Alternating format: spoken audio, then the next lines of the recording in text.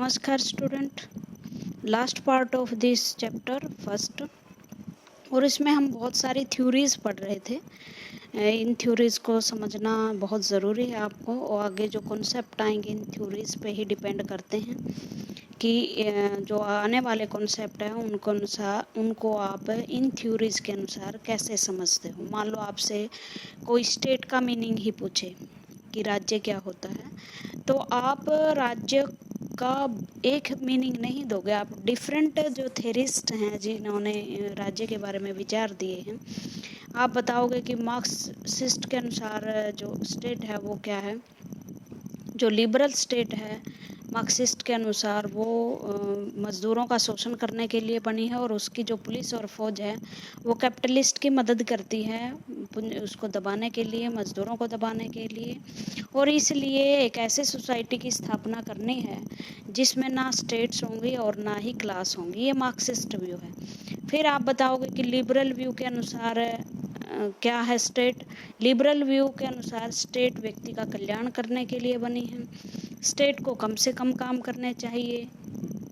Necessary तो है state, but evil है, बुराई है जो व्यक्ति की आज़ादी को छीनती है, इसलिए इसको कम से कम काम करने चाहिए। ज़्यादा से ज़्यादा काम करेगी तो व्यक्ति की स्वतंत्रता को हानि पहुंच जाएगी।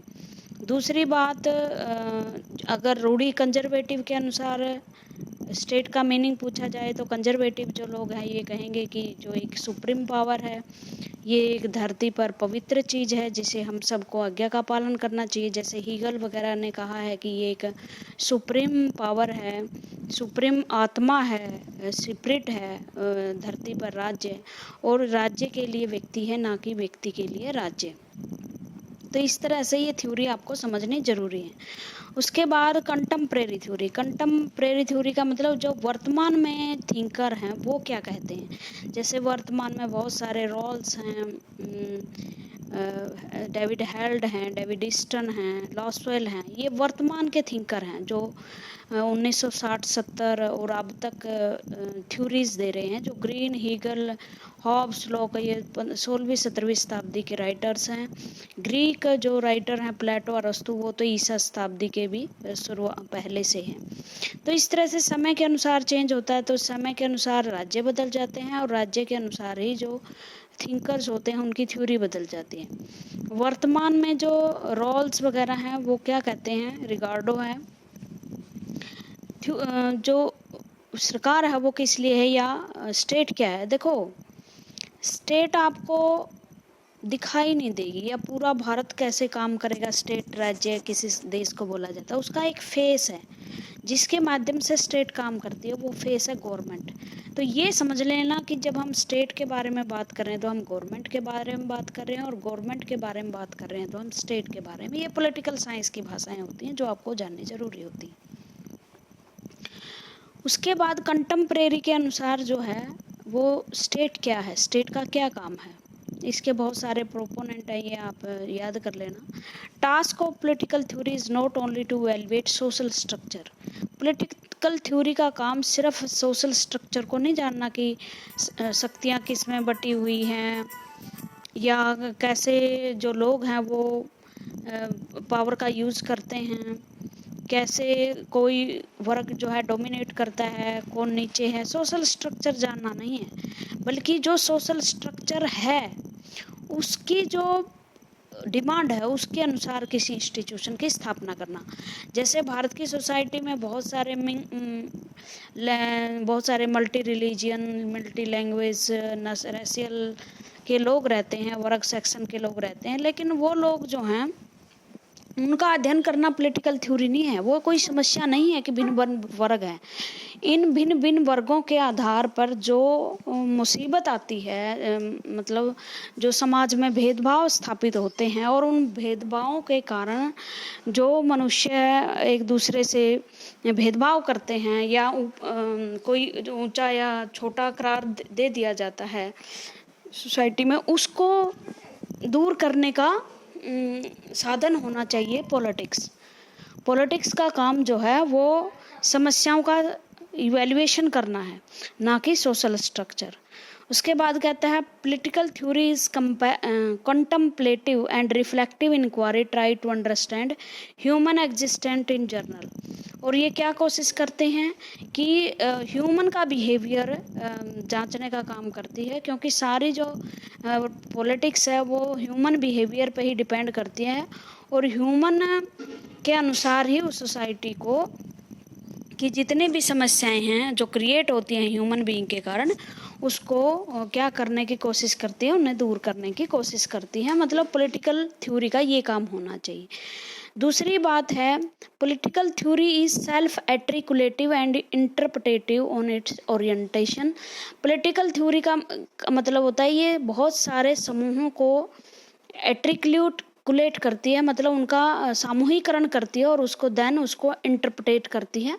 मतलब बहुत सारे समूहों को ध्यान में रखकर स्टडी की जाती है और उनकी समस्याएं और उनका सल्यूशन का पता लगाया जाता है।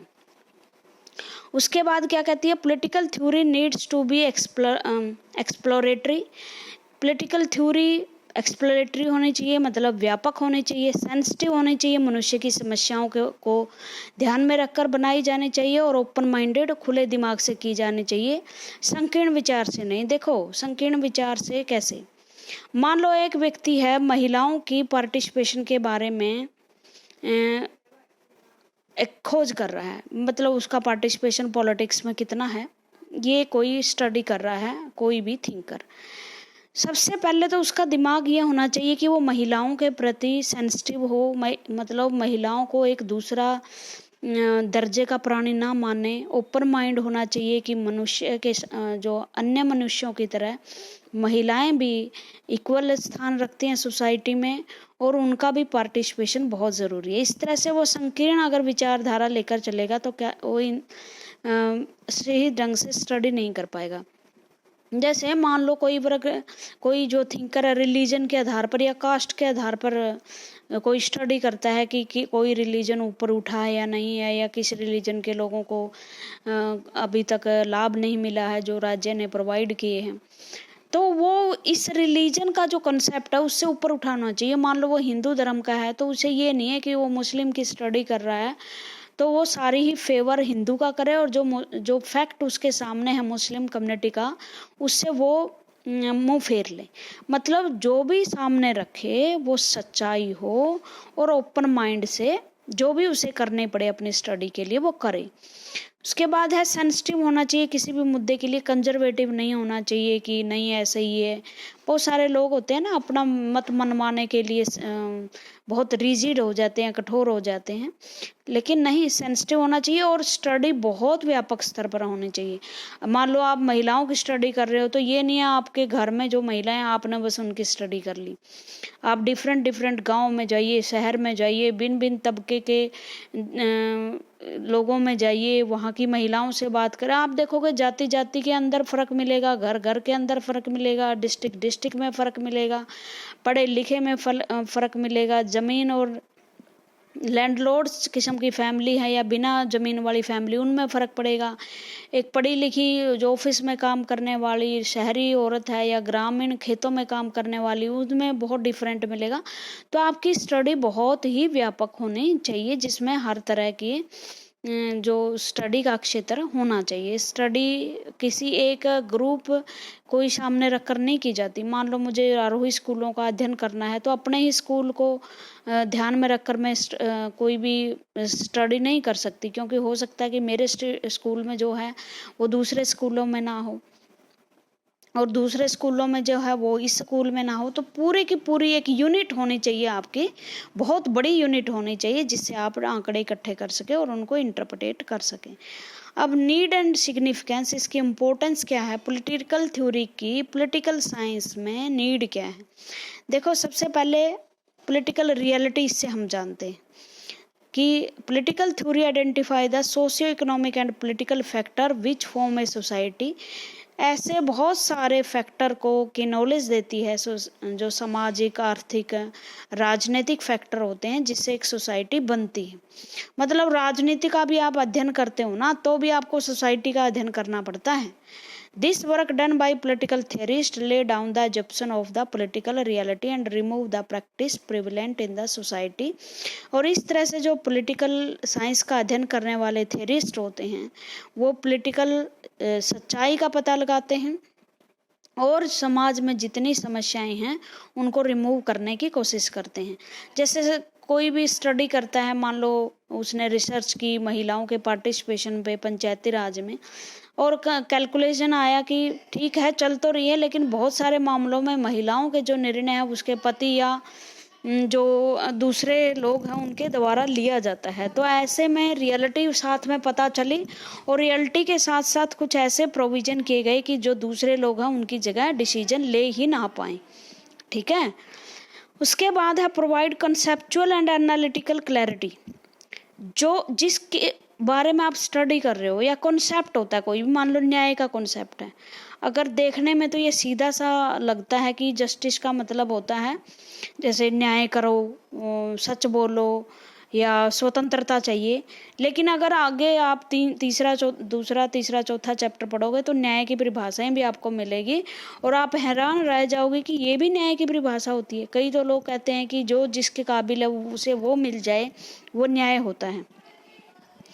तो कॉन्सेप्ट एक कॉन्सेप्ट होता है, उसकी सच्चाई का पता चलता है, उसकी हम एनालिटिकल स्टडी करते हैं और उस जस्टिफाई करते हैं कि क्या ये जो न्याय है वो रूल के अनुसार सही है या जो नेचुरल लॉ है उसके अनुसार सही है। तो पॉलिटिकल साइंस जो थ्योरी है वो कोई भी कॉन्सेप्ट है उसका सही ढंग से अध्ययन करता है। पॉलिटिकल थ्योरी प्रोवाइड लेजिटिमेट का मतलब होता है लीगली, कानूनी, ग्राउंड देता है to the ruler to justified his rule, कि किस आधार पर गवर्नमेंट शासन कर रही है।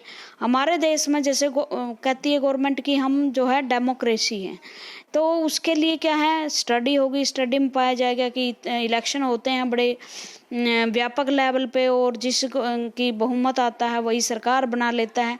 तो जितने वो रूल बनाएंगे वो कहेंगे कि ये लीगल है। लीगल क्यों है? क्योंकि हमें संविधान ने पावर दी है। तो इस तरह से जो पॉलिटिकल थ्योरी है वो किसी भी कॉन्सेप्ट को सच्चाई बताती है और उसको लेजिटिमेट ग्राउंड देती है कि हमने इस आधार पर इस चीज़ को जस्टिफाई किया है। जैसे ही कोविड-19 फैला, भारत की सरकार ने एक डिजास्टर मैनेजमेंट का एक्ट लागू कर दिया, आपदा प्रबंधन का एक्ट लागू कर दिया।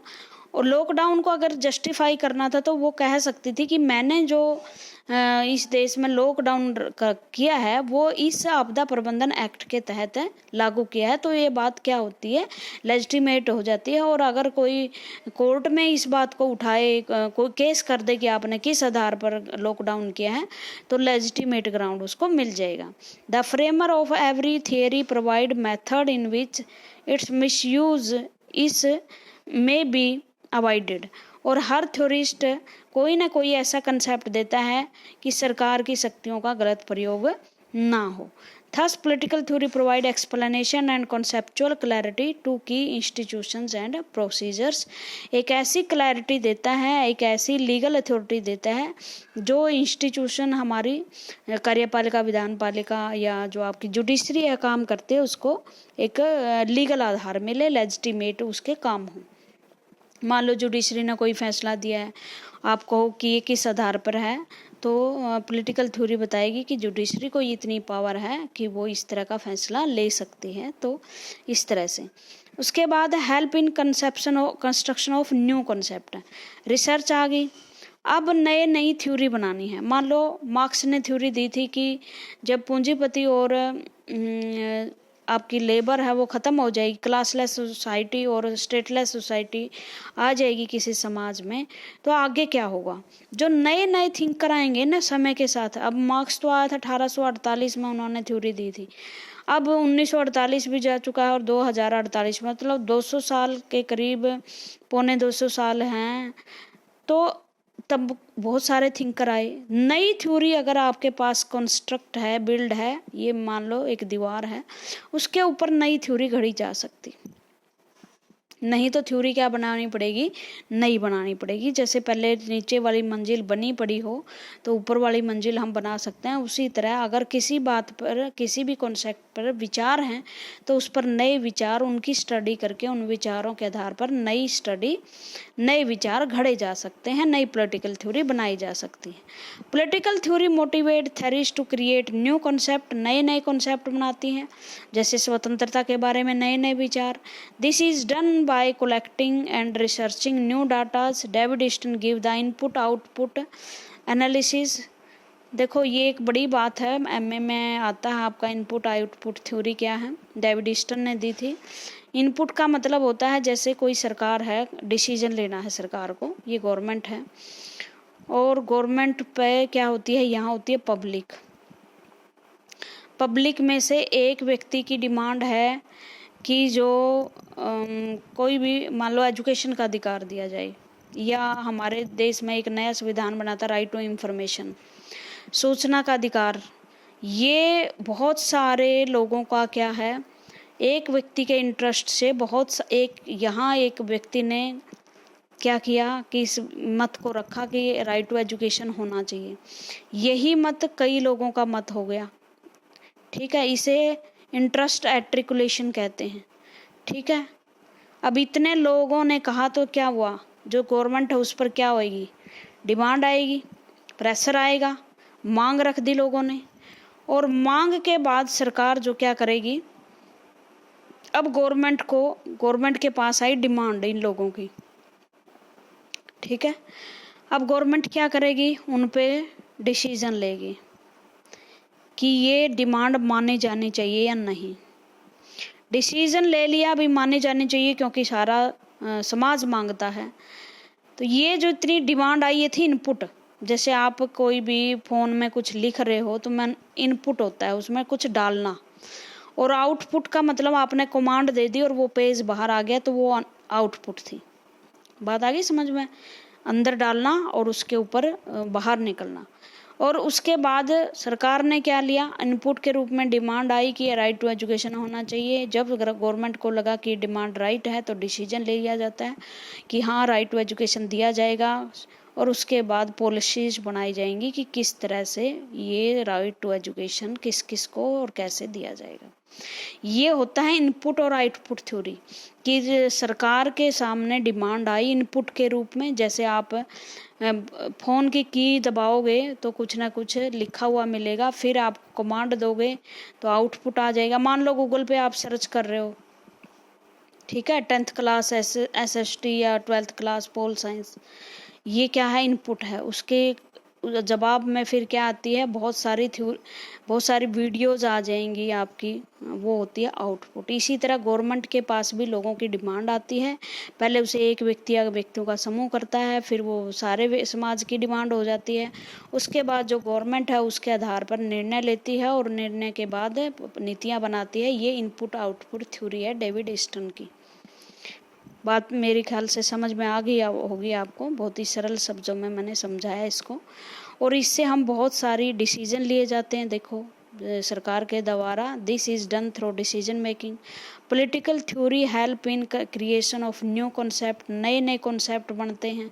और जो सोसाइटी की जो एक प्रक्रिया है जिसमें वो चेंज होता रहता है, उसी के अनुसार, उस चेंजेस के अनुसार ही नए नए कॉन्सेप्ट भी बनते रहते हैं।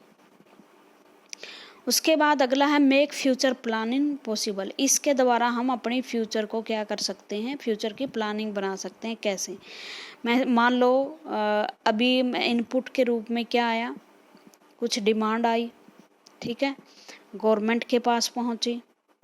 गवर्नमेंट को अब प्लानिंग बनानी है कि भविष्य में ये चीज़ें ना हो, उसके लिए मुझे क्या करना है। नई प्लानिंग कर सकता है, मतलब उसे पता चल गया कि सिचुएशन क्या है और उस सिचुएशन के अनुसार हमें क्या निर्णय लेने हैं। इससे हम क्या बोलेंगे, प्लानिंग कर सकते हैं फ्यूचर की।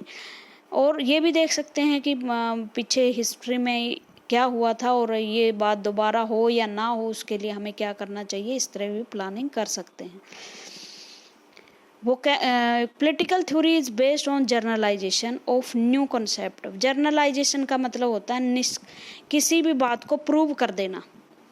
ठीक है। वैसे तो ये साइंस में होती है कि जैसे साइंस क्या कहता है कि ये सेब गिरी, न्यूटन ने देखी और न्यूटन ने कहा खोज की रिसर्च की ना, वो यहाँ देख रहा था कि ये सेब नीचे क्यों जा रहा, फिर उसने रिसर्च की।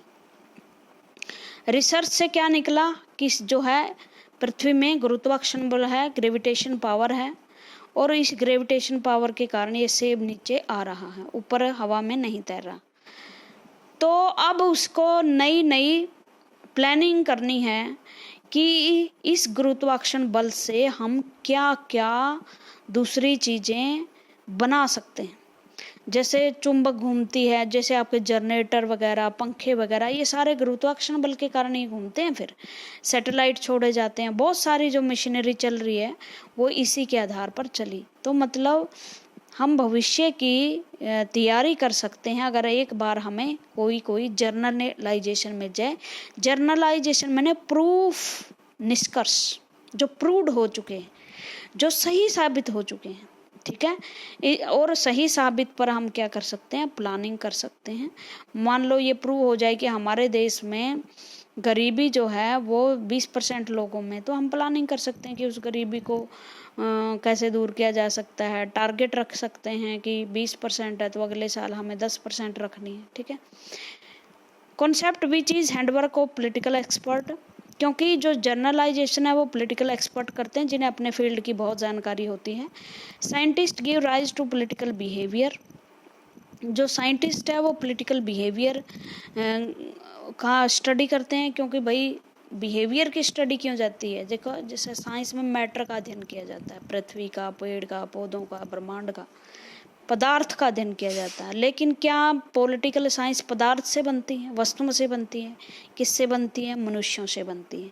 और मनुष्य के कैसे संचालित होते हैं? अपने व्यवहार से संचालित होते हैं।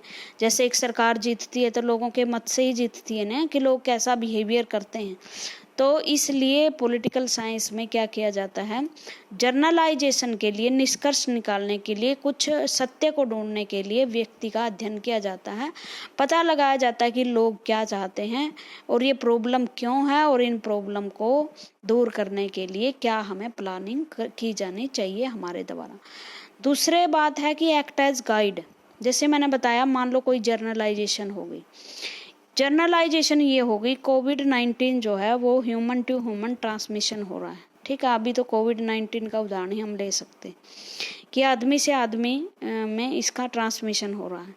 तो ये गाइड कर रहा है हमें कि इस बीमारी को हम कैसे बच सकते हैं कि ह्यूमन टू ह्यूमन ट्रांसमिशन हो ही ना, गाइड के रूप में। और ये क्या है, ये स्टडी से ही पता चला कि ह्यूमन टू ह्यूमन वो हो रहा है, ट्रांसमिशन हो रहा है। इसी तरह जो पॉलिटिकल थ्योरी हैं बहुत सारी गाइड का काम करती हैं अपने अपने शिष्यों के लिए। जैसे अब आप मार्क्स के बारे में पढ़ रहे हो, और बहुत सारे, अगर आप JNU यूनिवर्सिटी है, दिल्ली जवाहरलाल नेहरू यूनिवर्सिटी, अगर आप जाओगे तो वहाँ बहुत सारे जो प्रोफेसर हैं और बच्चों की भी विचारधाराएं मार्क्सवादी हैं। तो वो इस तरह के जो लोग हैं मार्क्स से गाइड लेते हैं कि उन्हें क्या करना चाहिए, ठीक है। तो ये गाइड उन्हें कॉन्फिडेंस देती है कि ये पास्ट में है, ये सफल हो चुके हैं, और हम भी इसी आधार पर नई नई जो है आंदोलन चला सकते हैं, मूवमेंट चला सकते हैं, या नए समाज का निर्माण कर सकते हैं। तो जैसे सोक्रेट की विचारधारा थी वो प्लेटो को इंस्पायर करती थी, और फ्यूचर में उसने वो जितने भी थ्योरी बनाई वो सोक्रेट्स के विचारों पर आधारित थी। प्लेटो को अरिस्टोटल ने प्रभावित किया। इसी तरह मार्क्स और एंजल्स जो है हीगल से प्रभावित हुए, डायलेक्टिकल थ्योरी उन्होंने हीगल से ली है। तो ये थ्योरी आपने अभी तक पढ़ी नहीं है, इस वजह से थोड़ी सी वो लगता होगा, बाकी है आसान, कुछ भी नहीं है। उसके बाद act as solution of problem, उसके बाद प्रॉब्लम, क्योंकि जब देखो पॉलिटिकल स्टडी जो साइंस है वो तो मिजरीज दूर करता है और ह्यूमन की, और उनका जीवन आसान बनाता है। लेकिन जो पॉलिटिकल साइंस है वो मनुष्यों के व्यवहार से रिलेटेड रखता है, और बहुत सारी प्रॉब्लम जो उन्हें होती हैं सामाजिक रूप से, कोई भाषा की प्रॉब्लम है, कोई सेल्फ इंटरेस्ट की बात है, रिजर्वेशन की बात है, या आपकी धर्म की बात है, मतलब बहुत सारी प्रॉब्लम जिनसे जूझता है व्यक्ति, जैसे ये हैं पॉलिटिकल, सोसाइटी, इकोनॉमिक प्रॉब्लम है, डेवलपमेंट की प्रॉब्लम है, फ्रीडम, लॉज, ऑर्डर्स। अगर इनका सही ढंग से अध्ययन किया जाए पॉलिटिकल थ्योरी के हिसाब से, तो शायद इन प्रॉब्लम का सलूशन किया जा सकता है। दूसरी बात है source of inspiration and political ideology and movement. देखो बहुत सारे आंदोलन हुए हैं। मैं आपको 9th में एक चैप्टर पढ़ाती थी जिसमें जो पिनोचेट था, उन्होंने चिली के शासक को हटा दिया गया था, या एक पोलैंड में मार्क्सवादी शासन था। आपने हिस्ट्री में पढ़ा होगा, रशियन रेवोल्यूशन हुई, चाइनीज रेवोल्यूशन हुई, फ्रेंच रेवोल्यूशन हुई। ये जो रेवोल्यूशन है किसी न किसी आइडियोलॉजी पे डिपेंड करते हैं। जैसे 1917 में क्रांति हुई, रशियन रेवोल्यूशन, सोशलिस्ट क्रांति थी ये मार्क्स के विचारों पर आधारित थी। इसी तरह यूरोप में नेशनलिज्म आया। सबसे पहले तो चलो हम इसी को पढ़ते हैं। यूरोप में नेशनलिज्म आया, राष्ट्रवाद आया, लिबरल विचार फैले। वो लिबरल थ्योरी पर डिपेंड करते थे। लिबरल थ्योरी के अनुसार क्या है कि हर मनुष्य समान पैदा हुआ है, उसे स्वतंत्रता का अधिकार है, जो भगवान ने उसे स्वतंत्र रूप से अधिकार दिए हैं। तो इस तरह से कोई, जैसे हमारा नेशनल मूवमेंट है, हमारा नेशनल मूवमेंट जो है हमारी जो इंडियन नेशनलिज्म था उस पर प्रभावित था कि हम वीरों की धरती हैं, भारत माता हमारी माँ है, हमें बेड़ियों में जकड़े हुए हैं, इनको हमें आज़ाद करवाना। और बाद में जब हमने अपना कॉन्स्टिट्यूशन बनाया तो गांधी जी के विचारों के आधार पर, नेहरू जी के विचारों के आधार पर हमने नया अपना संविधान की रचना की। तो इस तरह से क्या है, ये हमारे इंस्पायरेशन का भी सोर्स है। ये हमें प्रेरित करता है नई नई किसी भी चीज़ के लिए। जैसे इन्होंने सारे एग्जाम्पल दिए हुए हैं। मार्क्सियन रेवोल्यूशन थी चाइना में 1949 में। ये डेट सारी याद रखना बहुत इम्पोर्टेंट है आपके लिए। ये कम्युनिस्ट पर आधारित थी, मार्क्स के विचारों पर आधारित थी। इसी तरह सोवियत रशिया जो 1917 में हुआ लेनिन के नेतृत्व में, ये भी मार्क्सिस्ट क्रांति थी। इसी तरह लिबरलिज्म है, उन्होंने यूरोपियन नेशनलिज्म को और फ्रेंच रेवोल्यूशन को लेकर आए। हिटलर और मुसोलिनी सेकेंड वर्ल्ड वार लेकर आए। और हमारे देश के जो जितने भी विचार थे वो भारत के नेशनल मूवमेंट का आधार बने और भारत की कॉन्स्टिट्यूशन का भी आधार बने। ये आपका चैप्टर है एक। अगर आपको इसको समझ में नहीं आया तो आप इसको दोबारा सुन लें और आ जाएगा समझ में, कोई ऐसी बड़ी बात नहीं है। वो और सारे जो चैप्टर हैं वो इसी बेस पे हैं। Thank you.